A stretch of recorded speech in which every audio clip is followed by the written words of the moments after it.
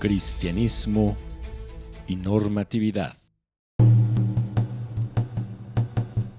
Los evangelios canónicos.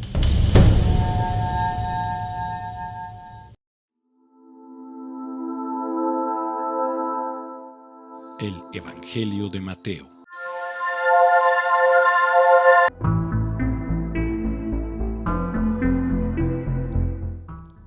Yeshua como el Mesías. Mateo continúa presentando a Yeshua como el Mesías esperado.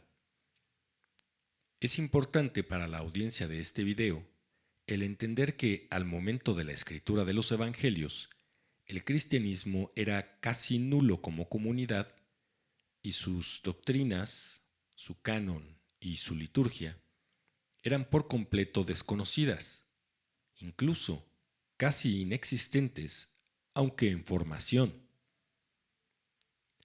Es por ello que Mateo relaciona los eventos de la vida de Yeshua con el Antiguo Testamento a cada momento, a la par que enfatiza situaciones políticas que en ese entonces eran claras para los habitantes de Judea, pero que no lo son más para los actuales cristianos más de 2000 años después.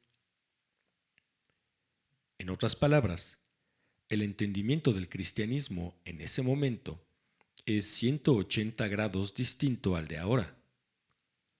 Las comunidades judías tenían el bagaje político de los eventos de la época, pero carecían por completo del bagaje religioso cristiano que los creyentes tienen hoy. Si se habría de fundar un nuevo dogma, era necesario convencer a la gente del contenido de ese dogma. En este caso, la llegada del Mesías esperado por muchos judíos. Desde la concepción mesiánica judía, el Mesías era entendido como un liberador que entronaría a la comunidad judía, por fin independiente de todo dominio, jurídica y económicamente, en su región de arraigo, esto es, en el territorio comprendido por los antiguos reinos de Efraín y de Judea. Mateo tenía entonces que presentar a las autoridades políticas y religiosas de la época en una relación de antagonismo con Yeshua desde su mismo nacimiento y por su propia esencia existencial divina. No así por sus acciones en la adultez, pues líderes de fracasadas guerrillas liberadoras era lo que sobraba en la historia judía.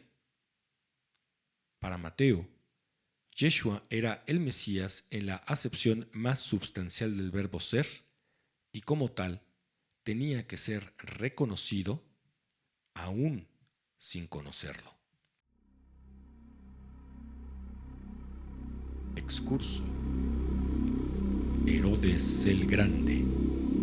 Siguiendo con el estilo del Antiguo Testamento, el Evangelio atribuido a Mateo presenta a los personajes políticos de la época, por lo que Herodes el Grande, importantísimo personaje de la época, hace su aparición.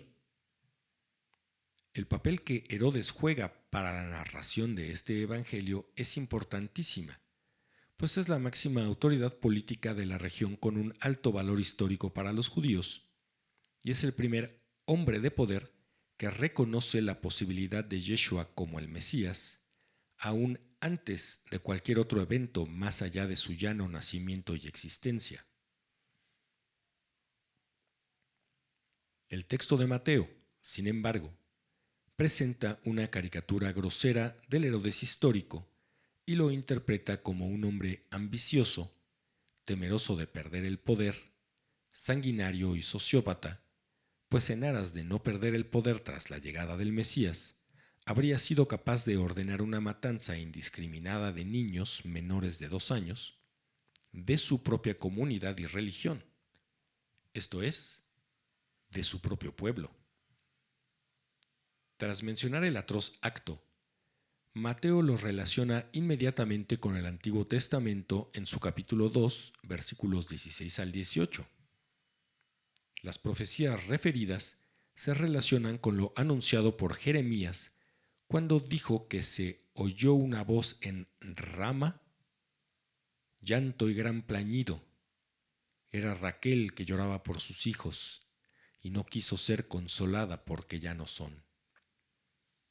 Según la tradición judía, Raquel era la antepasada de Israel, Efraín y Manases, al tiempo que su tumba está ubicada en Rama.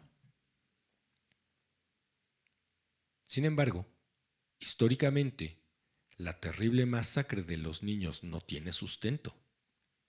Semejante hecho no hubiera quedado sin mención alguna en los anales de la época, a la par de que la comunidad judía habría condenado a Herodes por toda la posteridad. Ni Tácito, ni Flavio Josefo, ni ningún historiador de la época mencionan un evento que habría sido absolutamente escandaloso y digno de un alzamiento contra el rey. Fuera del Evangelio de Mateo, ninguno de los tres restantes menciona la supuesta matanza, como tampoco lo hace ninguno de los textos subsecuentes del Antiguo Testamento. El supuesto evento, sin embargo, es mencionado en múltiples ocasiones en los evangelios apócrifos, que, honestamente, son un compendio de creaciones y narraciones fantásticas que sirvieron como facilitadores para arraigar el cristianismo en comunidades y regiones no judías en siglos muy posteriores a la época original. Herodes fue uno de los reyes más importantes de la historia judía, pues fue quien terminó de reconstruir el templo de Jerusalén, negoció una paz digna con los romanos cuando estos invadieron la región, logró que los judíos fueran considerables para la obtención de la nacionalidad romana y consiguió que Roma trazara caminos claros con sinagogas edificadas a todo lo largo de ellos que pudieran dirigir a los judíos a la ciudad capital del imperio libremente y, al mismo tiempo, cumplir con sus obligaciones litúrgicas y de adoración a Dios.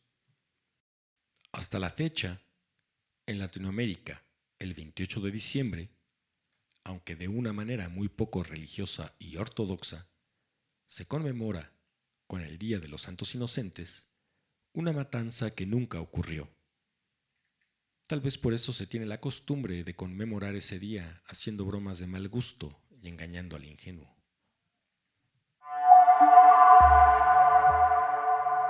Nazaret. Mateo comparte que en Egipto, lugar donde se encontraba la familia de Yeshua tras haber escapado de la mencionada matanza de los niños, José es informado por un ángel que el momento de regresar a Judea ha llegado, pues ha muerto Herodes. Este pasaje tiene como intención crear un parangón con aquel otro pasaje del Antiguo Testamento encontrado en Éxodo capítulo 4, versículo 19, cuando Dios mismo le ordena a Moisés: Ve, retorna a Egipto, pues han muerto todos los hombres que atentaban contra tu vida. Así como Moisés, según sus tradiciones, fue el fundador de la nación judía a través de la dación de la Torá y las tablas de los mandamientos, así desea el escritor del Evangelio de Mateo presentar a Yeshua como el fundador de un nuevo pueblo de Dios con su nuevo compilado de libros y sus nuevas leyes. Ahora bien, a su regreso, la familia no vuelve a Belén, donde se encontraban ubicados al momento del nacimiento de Yeshua, sino que se establecen en Galilea y, más precisamente, conforme al Mateo capítulo 2, versículo 23, en la ciudad de Nazaret. Y vino y moró en una ciudad de nombre Nazaret. Es sabido que en múltiples localizaciones del Nuevo Testamento, Yeshua es llamado el Nazareno o el Galileo. También se usan las expresiones Jesús de Nazaret o Jesús de Galilea. Esto representa un nuevo problema histórico-geográfico, pues, aunque hoy en día existe una ciudad llamada Nazaret, precisamente en la región de Galilea al norte de Israel, habitada principalmente por cristianos, donde se encuentra la Basílica de la Anunciación, en el Antiguo Testamento no hay una sola mención a la ciudad. En realidad, Nazaret fue fundada en la época de las Cruzadas por los soldados europeos que invadieron la región con el pretexto de liberar Tierra Santa de los infieles, esto es, de los musulmanes y de los judíos que no formaron parte de la diáspora. Hay entonces dos preguntas a formularse en este momento. Primero, ¿cuál es la intención de Mateo al mencionar una ciudad inexistente y localizar a Yeshua precisamente allí? Y, segundo, ¿por qué otros pasajes de la Biblia hacen mención de Yeshua como el Nazareno? Las respuestas son algo intricadas, pero factibles.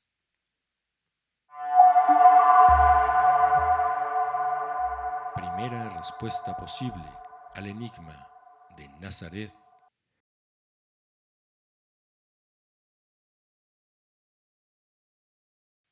El escritor del Evangelio de Mateo estaría, tal vez, en el camino de presentar a Yeshua como el Mesías, y por ello haría referencia a una profecía que habría dicho: será llamado Nazareno. Pero esto representa otro problema, pues en todo el Antiguo Testamento no se encuentra tal profecía. Se puede especular que Mateo habría confundido el término empleado en el libro de Jueces 13, versículo 5, cuando un ángel advierte a la madre de Sansón del nacimiento de un niño destinado a cumplir la voluntad de Dios.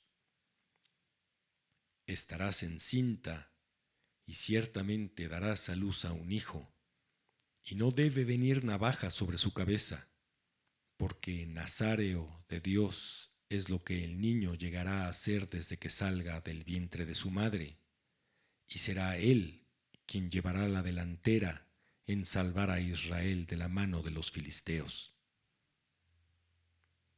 Nazareo significa en hebreo uno que es aparte, o sea, alguien único, distinto a los demás, similar a la expresión usada hoy en día, sui generis.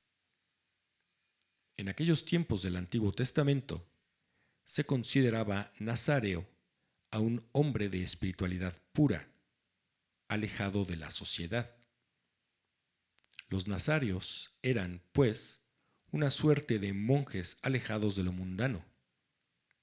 La expresión nazareo de Dios no significaría entonces alguien proveniente de la ciudad de Nazaret de Dios, sino alguien único que dedica su vida a Dios, o sea, un monje. De ser así, Mateo, o el transcriptor de su texto, se habría confundido en el empleo del término del Antiguo Testamento y, al no encontrar referencias, habría decidido dar existencia a una ciudad en ese momento mítica. Segunda respuesta posible al enigma de Nazaret y Jesús el Nazareno.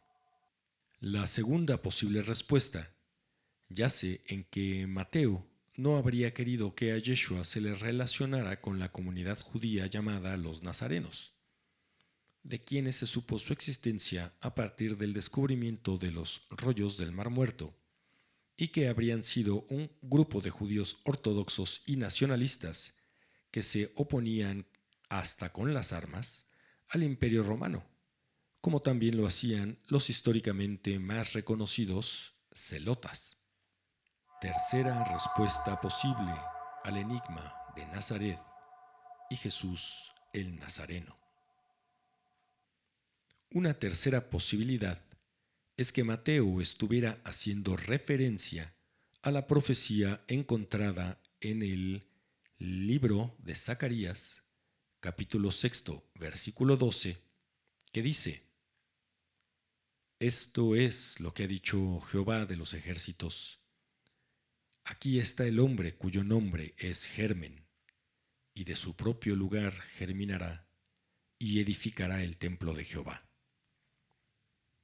En hebreo, la palabra empleada donde dice germen es Nester, que tiene una fonética similar a nazareno o nazareo. Otorgándome un permiso displicente, en mi opinión, Mateo podría haber estado presentando una metáfora al hablar de Nazaret como ciudad. Probablemente habría estado haciendo referencia a la comunidad edificada en Qumran, a las faldas del Mar Muerto, y que era el centro de ubicación de los esenios, una comunidad de hombres y mujeres dedicados a la medicina y la curación de enfermos, que vigilaban con gran escrúpulo la pureza de su cuerpo, mente y alma. La única confusión de Mateo, entonces, habría sido la de suponer que los esenios y los nazarenos eran la misma comunidad. De estas dos comunidades de judíos se ha sabido mucho más gracias al descubrimiento de los rollos del Mar Muerto, los cuales serán objeto de otro video.